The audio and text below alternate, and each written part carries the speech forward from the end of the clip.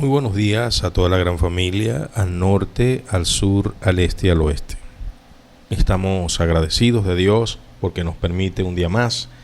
Agradecidos de Dios, queremos aprovechar el tiempo como siempre. Hoy, hermanos, estamos altamente contentos, pues Dios, en su infinito amor, nos ha permitido la conmemoración de nuestra Pascua 2025. Y eso, hermanos, es agradable porque es un logro que podemos hacer como familia, como congregados, como hijos de Dios, recordar el sacrificio, la muerte de nuestro Señor Jesucristo. Ahora muy bien, nosotros, hermanos, aprovechando el tiempo, seguimos en esa secuencia porque, según la Biblia, en este momento Jesucristo ya se encuentra en manos de sus captores. Jesucristo está en pleno juicio, lo están por condenar, pero yo quiero que recreemos en este día todo ese periplo del Maestro, del gran Dios Todopoderoso, cuando viene desde Getsemaní a la casa de aquellos dos grandes hombres, Anás y Caifás. Digo grandes hombres porque ¿quién puede, hermanos, desmejorar esos títulos? Unos grandes hombres.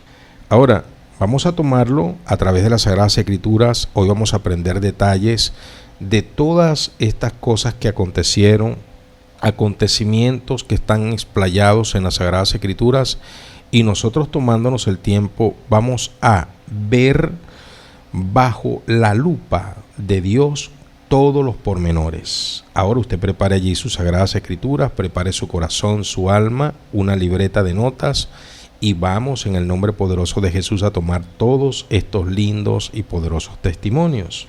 Dicho esto, muchachos y muchachas, vamos a prepararnos. Entonces, antes de ir a estudiar las Sagradas Escrituras hoy, vamos en el nombre poderoso de Jesús a darle gracias a Dios, y tenemos a la mano todo lo que requerimos.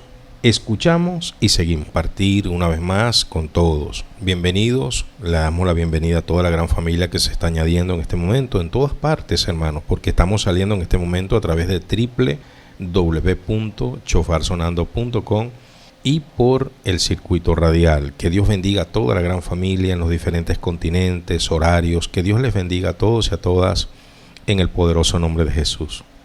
Mi nombre es José Rodríguez y estamos a la orden a través del 04 24 824 1932, 04 26 583 8689 y 0412 839 1545. También, hermanos amados, podemos en este lindo momento contactarnos a través de www.chofarsonando.com. A nuestro Padre sea la gloria, a nuestro Señor Jesucristo, por este tiempo de gracia que Dios nos permite para compartir de las Sagradas Escrituras una vez más. Estamos en tiempos importantísimos, ya que estamos recordando lo que es el padecimiento de nuestro Señor Jesucristo, todo el sufrimiento que Él padeció por nosotros, por nuestros pecados, para liberarnos de esta cáustica vida de pecado que nos separa de Dios. Y en este punto, cuando ya Él está en las manos de sus captores, yo quiero que sigamos la secuencia bíblica, porque allí tenemos, hermanos, una poderosa enseñanza que, viendo los pormenores que allí están expresados en las Sagradas Escrituras, vamos a sacar tremenda enseñanza. Y para ello, quiero que iniciemos en Mateo. Vamos al libro de Mateo capítulo 26 y vamos a leer allí en el capítulo 26 de Mateo, vamos a leer del verso 57 al 68. Hoy a través de la Biblia, claro que sí, porque establecido está, hermanos, si nos movemos en lo que establecido está. En este punto ya él está detenido, está preso, ¿sí? Y está a punto de recibir la condena de muerte. Entonces vamos a leer Mateo capítulo 26, versos 57 al 68. La bendita palabra del Señor establecida está. Los que prendieron a Jesús le llevaron al sumo sacerdote Caifás, a donde estaban reunidos los escribas y los ancianos, mas Pedro le seguía de lejos hasta el patio del sumo sacerdote, y entrando se sentó con los alguaciles para ver el fin. Y los principales sacerdotes y los ancianos y todo el concilio buscaban falso testimonio contra Jesús para entregarle a la muerte. Y no lo hallaron, aunque muchos testigos falsos se presentaban. Pero al fin vinieron 2 testigos falsos que dijeron: Este dijo, puedo derribar el templo de Dios y en 3 días reedificarlo. Y levantándose el sumo sacerdote le dijo: ¿No respondes nada? ¿Qué testifican estos contra ti? Mas Jesús callaba. Entonces el sumo sacerdote le dijo: Te conjuro por el Dios viviente, que nos digas si eres tú el Cristo o el Hijo de Dios. Jesús le dijo: Tú lo has dicho. Y además os digo que desde ahora veréis al Hijo del Hombre sentado a la diestra del poder de Dios y viniendo en las nubes del cielo. Entonces el sumo sacerdote rasgó sus vestiduras diciendo: «Ha blasfemado. ¿Qué más necesidad tenemos de testigos? He aquí ahora mismo habéis oído su blasfemia. ¿Qué os parece?». Y respondiendo ellos dijeron: «Es reo de muerte». Entonces le escupieron en el rostro y le dieron de puñetazos, y otros le abofeteaban, diciendo: «Profetízanos, Cristo, ¿quién es el que te golpeó?». Tremenda palabra, hermano. Miren ustedes, hermanos, toda la hazaña. Les están golpeando, está allí en medio de sus captores personas que están deseando matar a Jesucristo, personas que en este momento están complotados, confabulados para llevarlo al término de su vida, pensando ellos que allí se iba a acabar todo. Qué equivocados estaban. Ahora, siga la secuencia, hermanos, porque es muy importante lo que nos cuenta Mateo. Dice que el sacerdote, sumo sacerdote, y todo el Sanedrín que allí estaba, todo el complot, todos aquellos complotados, buscaban testimonios falsos, testigos falsos, y aparecieron. Cuando se buscan los testigos falsos, van a aparecer. Vamos a colocar ese hashtag: cuando se buscan testigos falsos, siempre van a aparecer. Cuando se buscan testigos falsos, siempre van a aparecer. Difícilmente, hermanos, mire, conseguimos quien defienda la causa justa. Difícilmente, créanlo, es muy difícil quien se prometa aún arriesgar su propia integridad a favor de la verdad. Eso es bastante difícil. Díganme cuando se está en presiones de personas ultra poderosas, personas que manejan tanto poder, que terminan dando lineamiento y dicen: el que aparezca a favor de esta persona es nuestro blanco militar. Y allí es donde las personas dicen: no, yo no me voy a meter en eso. Yo sé que la persona no es culpable, pero yo no voy a salir de redentor porque voy a morir crucificado. Conseguir un testigo verdadero que esté dispuesto a perder reputación delante de los hombres malos, que esté dispuesto a perder apoyo del sistema que está dirigido por el maligno, conseguir un testigo que esté dispuesto a arriesgar su propia vida por la verdad, hermano, es muy difícil. Ahora, conseguir testigos falsos que sean apoyados por el sistema dirigido por Satanás, que reciban recompensas de los malos, que reciban el apoyo en todas las áreas y en todos los sentidos de la palabra de los que están complotados para el mal, hermanos, siempre van a haber personas que por un bocado, por una arepa, van a vender al justo. Y recuerde siempre eso, recuerde siempre eso. Ahora, ¿Jesucristo merecía este trato? No, hermanos. ¿Jesucristo había dicho blasfemias? No, tampoco. Jesucristo estaba diciendo exactamente lo que estaba profetizado. Jesucristo estaba hablando realmente de su misión, y Jesucristo estaba hablando de lo que venía en el futuro.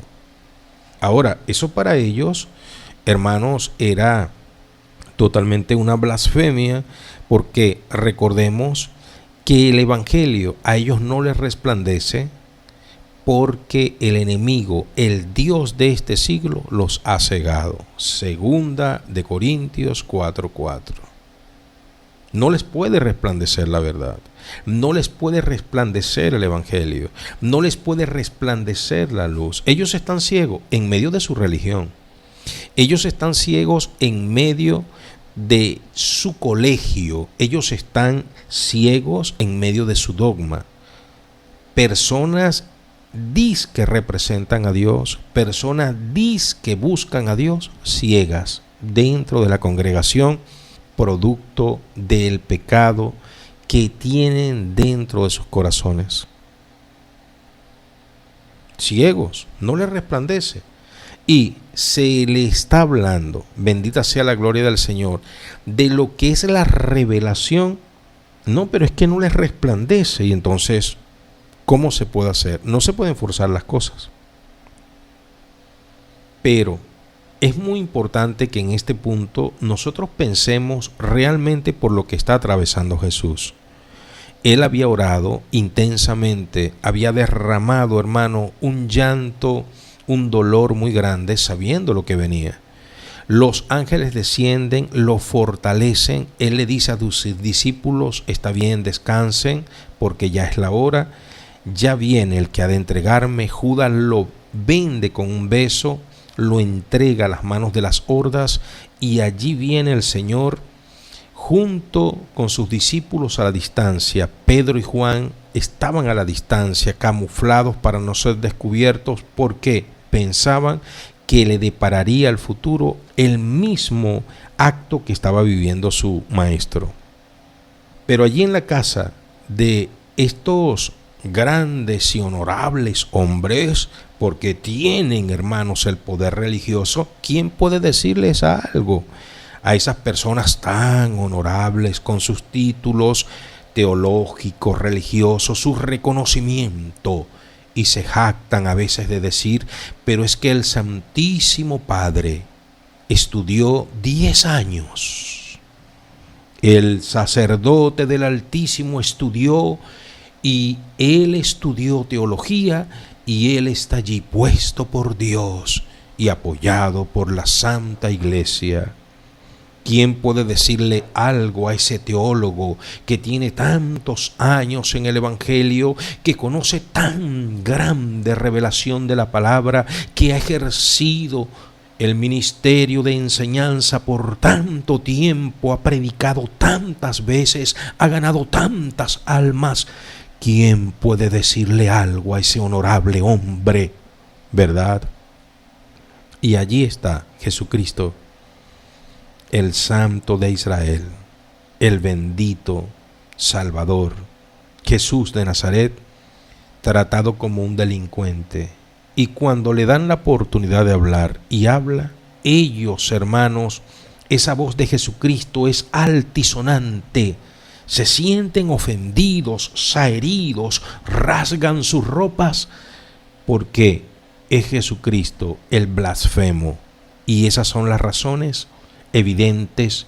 Cuando ya no se necesita más testigos, él mismo está diciendo que se va a sentar a la diestra del Padre y van a verlo venir en una nube. ¡Aleluya! ¿Qué les parece? Eso para ellos era blasfemia. Eso para ellos era herejía. Eso para ellos era una ofensa. Para los religiosos, la revelación de Dios es una ofensa.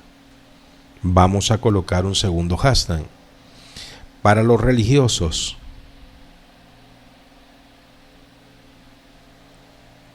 y el mundo, la revelación de Dios es una ofensa. Sí, hermanos, se ofenden. El hecho de que nosotros estemos acá predicando la palabra, hermanos, muchas personas se ofenden. Ahora, uno pregunta: si a Jesucristo, mi Señor, su Señor, le hicieron tantas cosas feas, ¿qué no harán de nosotros? Nosotros nos estamos hermanos, ubicando en el contexto bíblico. Y este mensaje tenía que ser dado en la madrugadita, a partir de la 1 de la mañana, cuando ya detienen al Señor. Pero,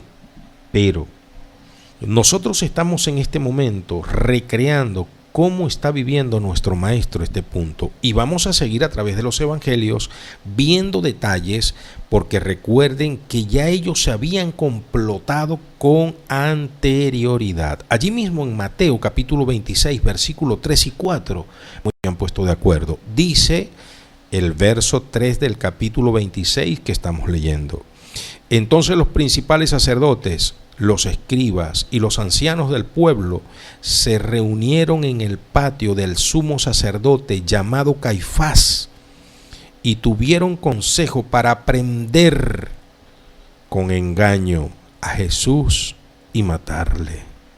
En ese mismo patio donde estaba el santo, en ese mismo patio donde estaba el perfecto Salvador, en ese mismo patio donde estaba el hombre más importante de la historia, Jesucristo, Jesús de Nazaret, ellos horas previas se habían sentado, los representantes de Dios se habían sentado en la élite, la cabeza dañada de la organización religiosa, la élite, los grandes hombres de Dios, honorables ellos, se habían ellos sentado en el mismo patio y se habían puesto de acuerdo. Qué tremendo, hermanos. Se habían puesto de acuerdo, muchachos.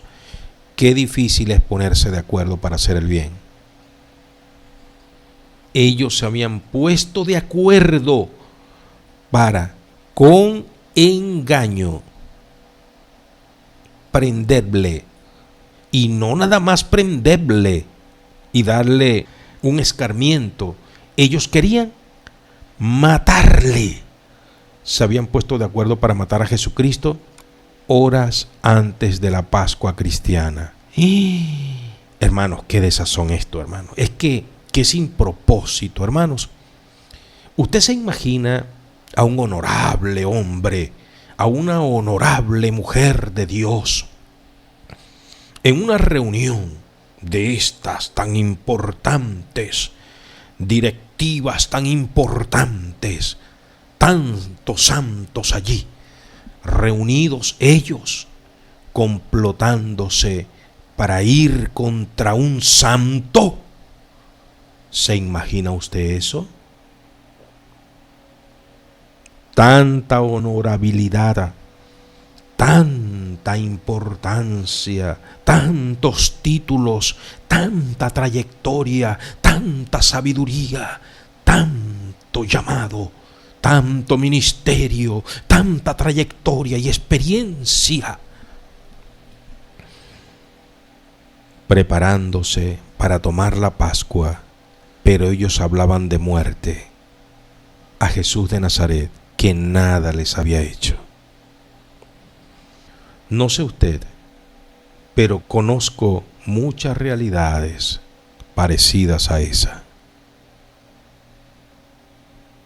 Las élites, los grupos, los encargados, los importantes, las grandes luminarias del Evangelio, de la cristiandad, complotados para hacerle daño a una persona que no les ha hecho daño para nada.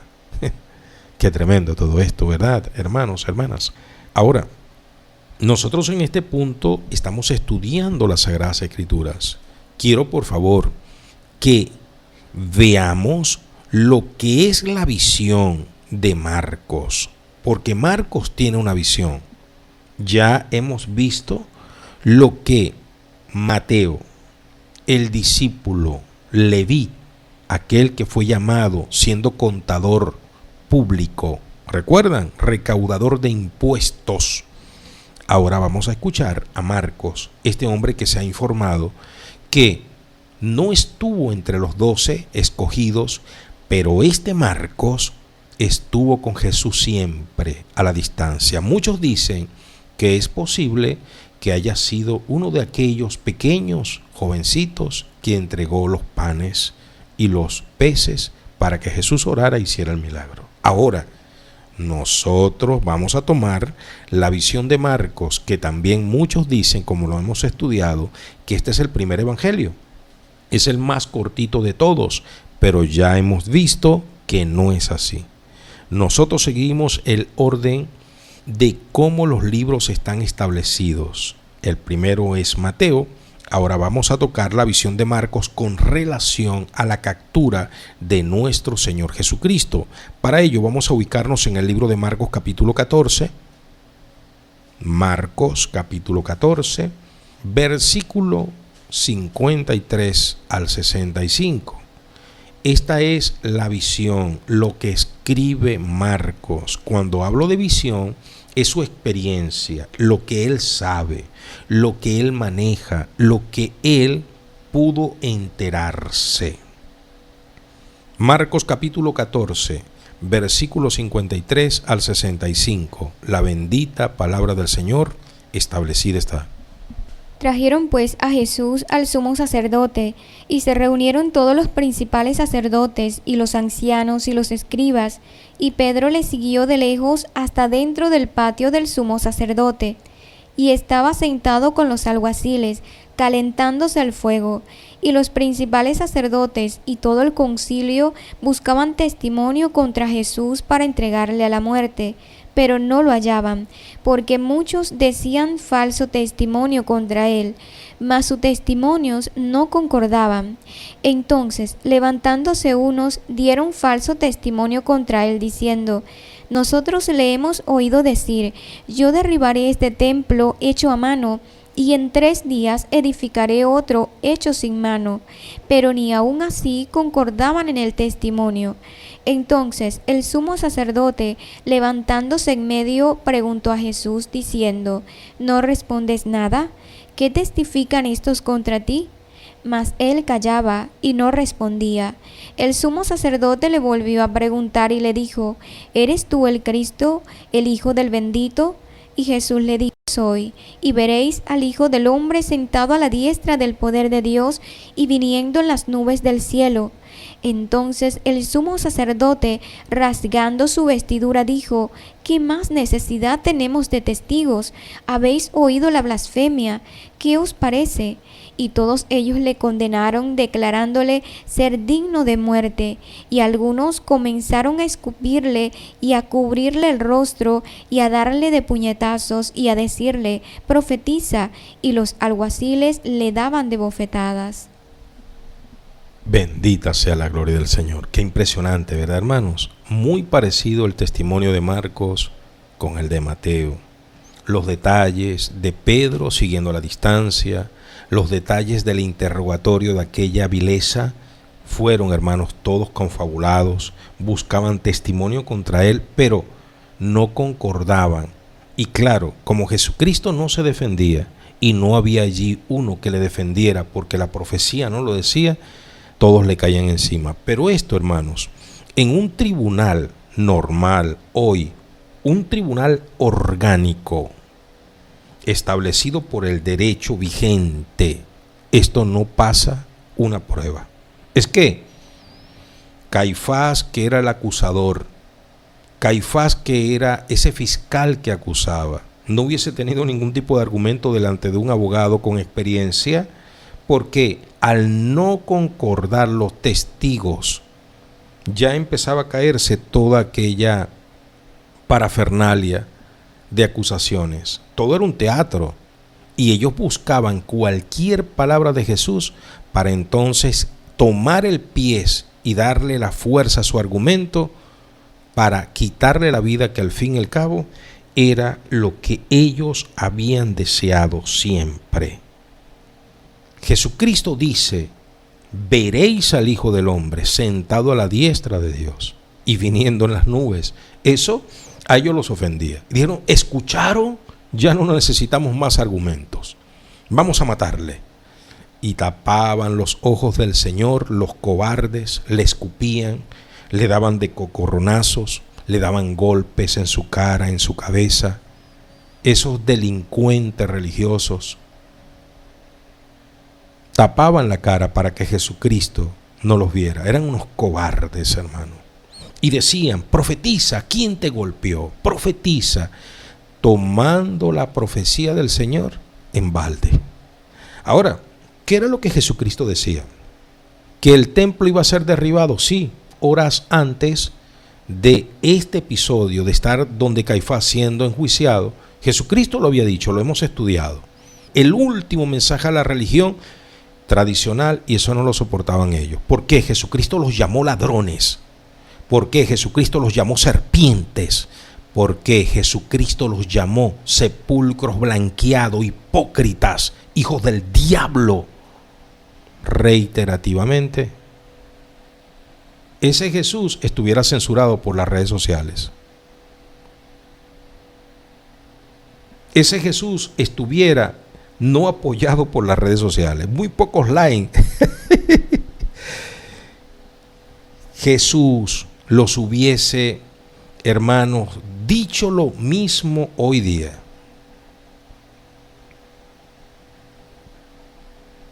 Jesucristo no tuviera el apoyo. ¿Por qué? Jesucristo dice la verdad. A lo blanco lo llama blanco y a lo negro negro. Ahora, que nos señalen a nosotros por decir la verdad, aleluya. Gloria a Dios. Pero esta es la trama, ¿se está dando cuenta usted? Ahora, Jesucristo merecía este trato. Esos delincuentes religiosos lo escupían.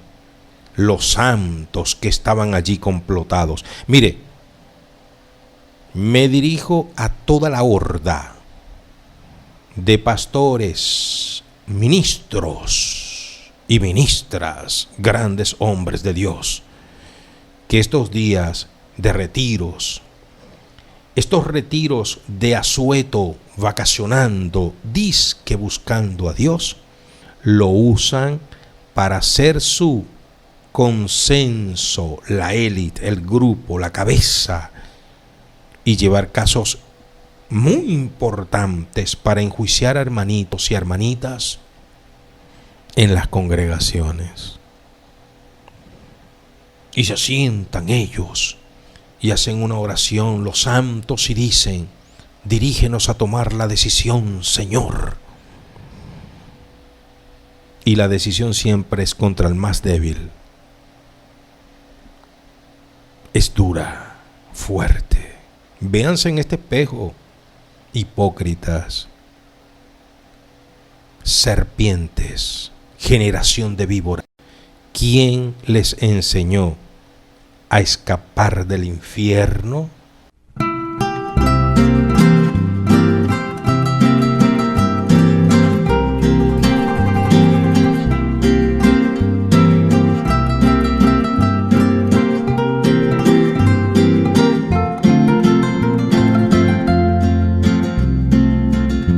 Lo divino en lo humano cobró vida,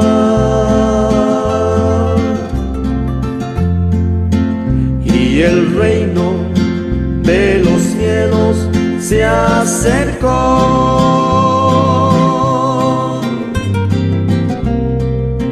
El misterio de los siglos revelado,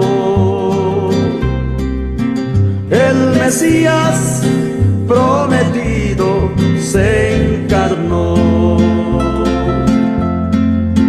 Al que debo yo servir, vino a servirme. Al que debo yo buscar, me busco a mí. Al que debo yo amar, me amó primero. Por mis culpas, por entero se entregó.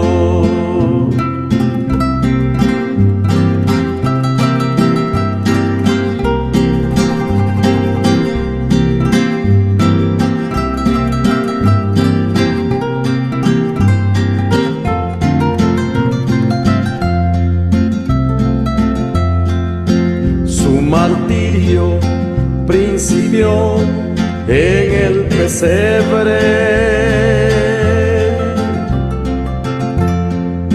donde el mundo egoísta le mandó,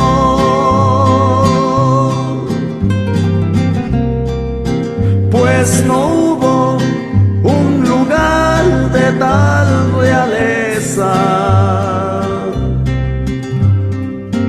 donde él pudo su cabeza recostar.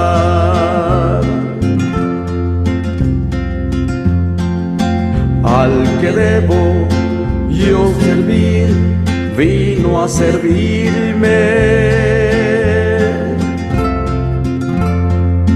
Al que debo yo buscar, me busco a mí.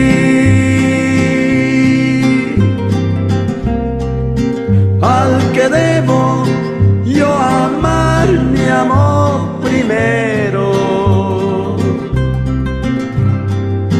Por mis culpas por entero se entregó. Por mis culpas por entero se entregó.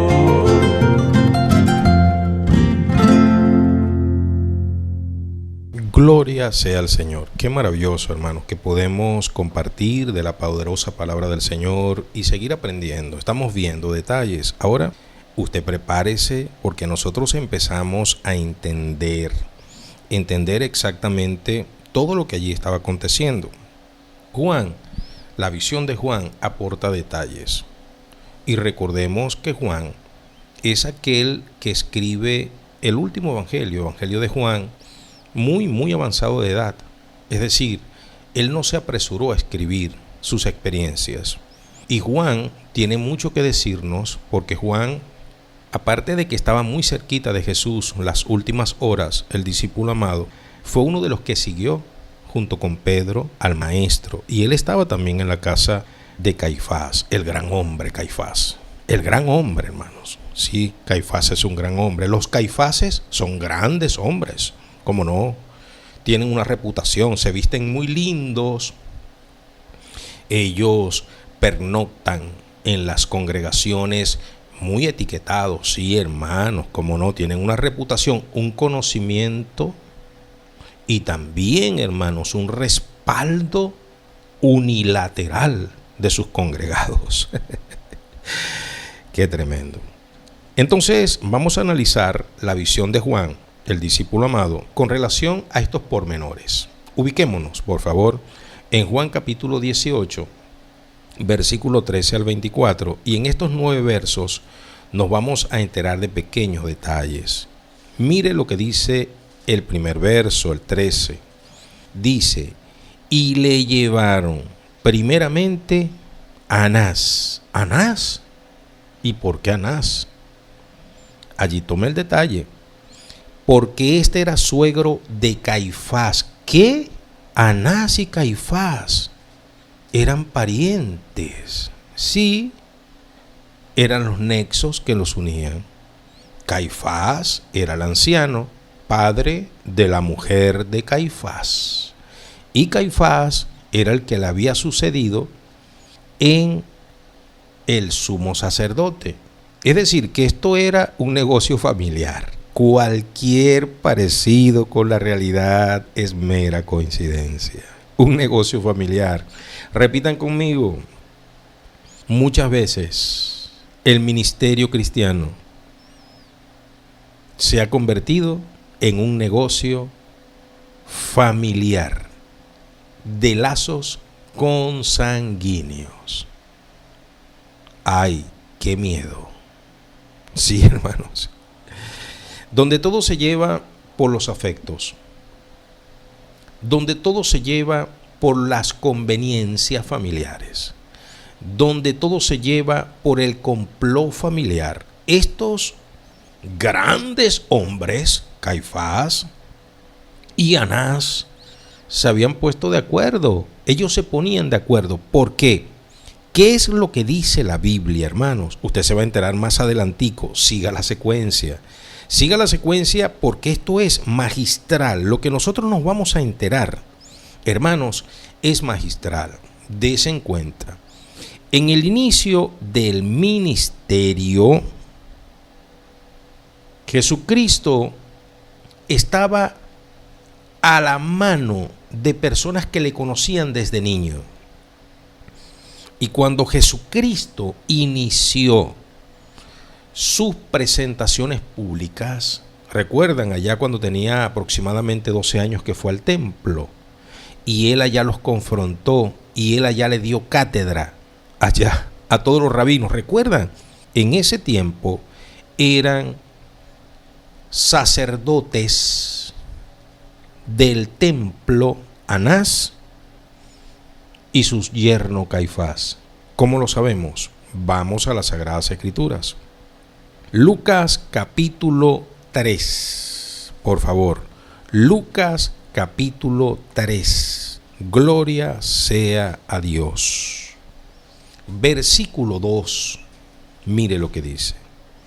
Siendo sumos sacerdotes Anás y Caifás, vino palabra de Dios a Juan, hijo de Zacarías, en el desierto.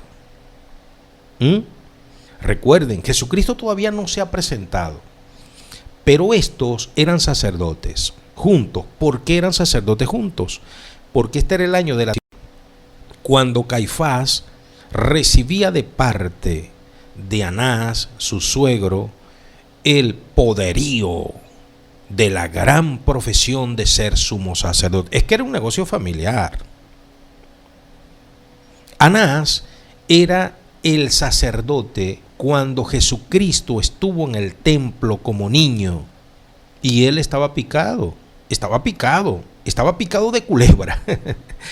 Picado de culebra porque Jesucristo los había refutado desde niño. Es decir, él tenía una pendiente con Jesucristo. Dicen los muchachos venezolanos, él tenía culebra con Jesucristo.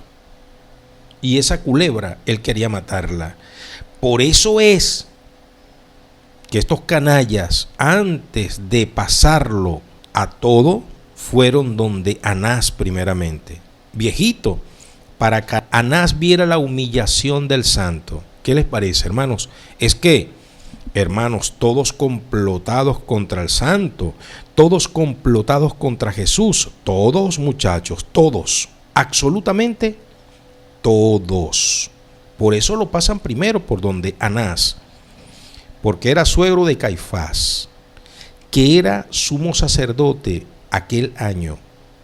Era Caifás el que había dado el consejo a los judíos de que convenía que un solo hombre muriere por el pueblo, y seguían a Jesús Simón, Pedro y otro discípulo, Juan.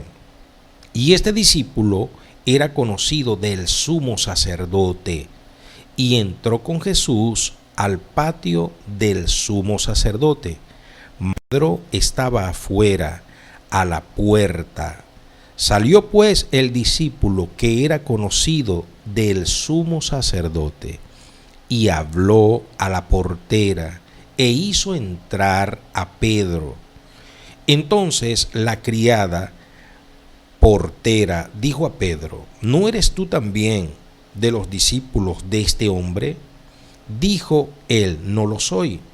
Y estando en pie los siervos y los alguaciles que habían encendido un fuego, porque hacía frío y se calentaban, y también con ellos estaba Pedro, en pie calentándose, y el sumo sacerdote preguntó a Jesús acerca de sus discípulos y de su doctrina.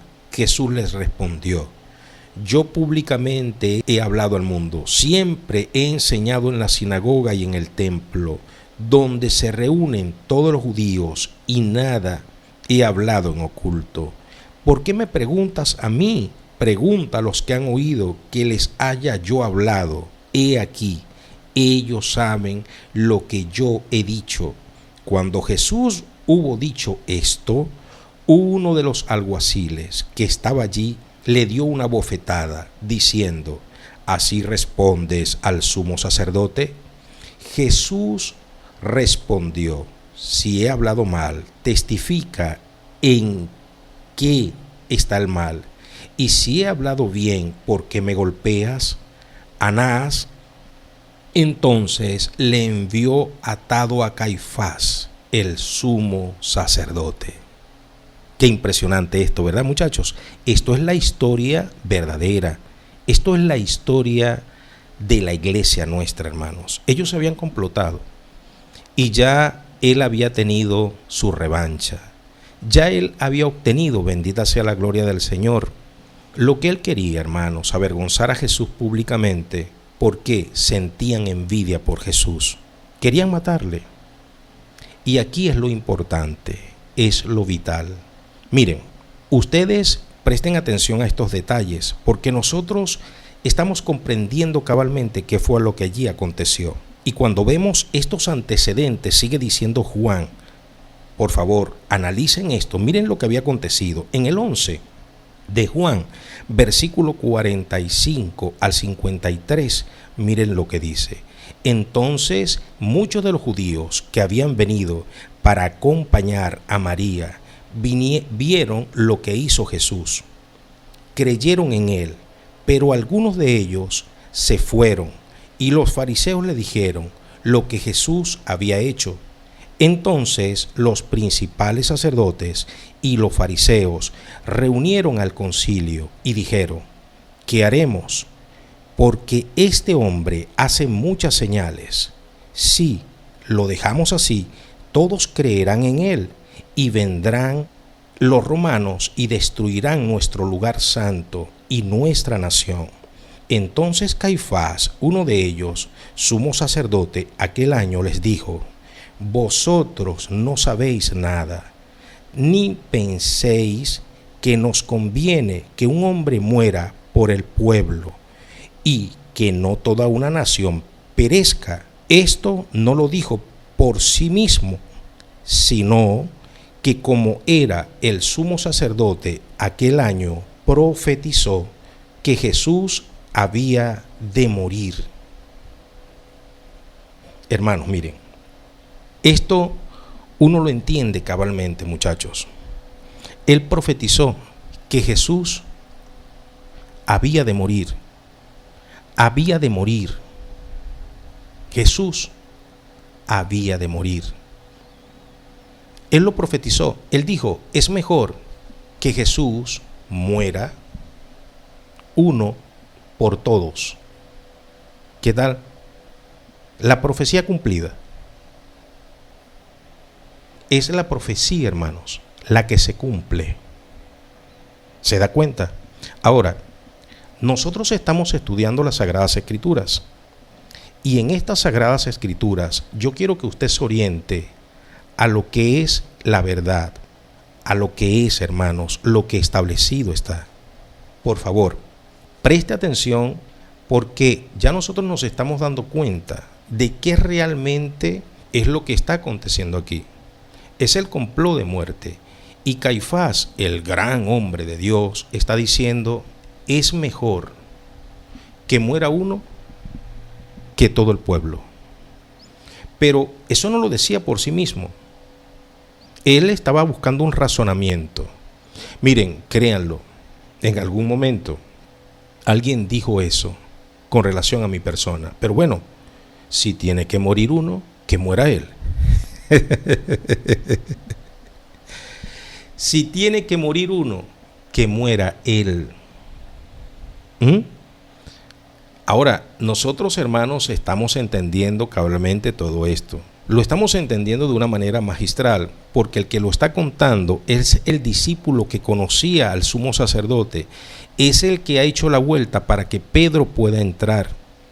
Este los conocía muy bien y ellos se habían complotado desde el principio. Caifás dijo, uno de ellos, el sumo sacerdote de aquel, les dijo: vosotros no sabéis nada, ni penséis que nos conviene que un hombre muera por el pueblo y no toda la nación perezca. Esto no lo dijo por sí mismo, sino que como era el sumo sacerdote aquel año, profetizó que Jesús había de morir por la nación, y no solamente por la nación, sino también para congregar en uno a los hijos de Dios que estaban dispersos. Así que desde aquel día acordaron matarle. Mire, es que ellos se ponían de acuerdo siempre para matar al santo. Ellos siempre estaban poniéndose de acuerdo para matar al bendito, a Jesús de Nazaret. Y esto tiene antecedentes. ¿Quiere usted seguir los antecedentes? Mire lo que dice Juan capítulo 10, versículo 31 al 39. Esto es Biblia, hermano. Esto es lo lindo. Mire el antecedente. Allí mismo, Juan 10, 31 al 39. Entonces los judíos volvieron a tomar piedras para apedrearle. Jesús les respondió: muchas buenas obras os he mostrado de mi Padre. ¿Por cuál de ellas me apedreáis? Le respondieron los judíos diciendo: por buena obra no te apedreamos, sino por la blasfemia, porque tú siendo hombre te haces Dios. Jesús le respondió: ¿no está escrito en vuestra ley, yo dije dioses sois? Si llamó dioses a aquellos a quienes vino la palabra de Dios, y la escritura no puede ser quebrantada, ¿a qué el Padre santificó y envió al mundo? Vosotros decís, tú blasfemas, porque dice, hijo de Dios soy. Si yo hago las obras de mi Padre y no me creéis, mas si las hago, aunque no me creáis a mí, creed a las obras, para que conozcáis y creáis que el Padre está en mí y yo en el Padre. Procuraron otra vez prenderle, pero él se escapó de sus manos. Todo lo que Jesucristo decía para ellos era una ofensa. Y en la ley estaba escrito tal cual lo que Jesucristo les estaba profetizando. Todo, hermanos, todo. Jesucristo se los estaba diciendo todo. Ahora, con esa claridad meridiana de nuestro Señor Jesucristo, con esa claridad tan excelsa de nuestro Maestro, hermanos, ellos tenían la fuerza, los grandes hombres de ley, y en este punto están los religiosos tratando de matar a Jesús una vez más. ¿Quiere usted ver exactamente cómo ellos se habían complotado? Juan lo dice en el capítulo 5, versículo 16 al 18. Mire cómo lo dice allí, Juan 5, 16 al 18. Y por esta causa los judíos perseguían a Jesús y procuraban matarle, porque hacía estas cosas en el día de reposo. Y Jesús les respondió: mi Padre hasta ahora trabaja y yo trabajo. Por esto los judíos aún más procuraban matarle, porque no solo quebrantaba el día de reposo, sino que también decía que Dios era su propio Padre, haciéndose igual a Dios. Palabra del Señor establecida está. Esto es un testimonio hermoso, Ahora, aquí Jesucristo está en el contexto de que ya lo están enjuiciando. Son exactamente en nuestro país las 9:18. Bueno, ya faltaría poco para que le condenen. Nosotros seguimos la secuencia y estamos en victoria. Yo me despido hasta aquí. Yo les amo en el Señor. Mi cariño, mi respeto, besos y abrazos. Paz y shalom.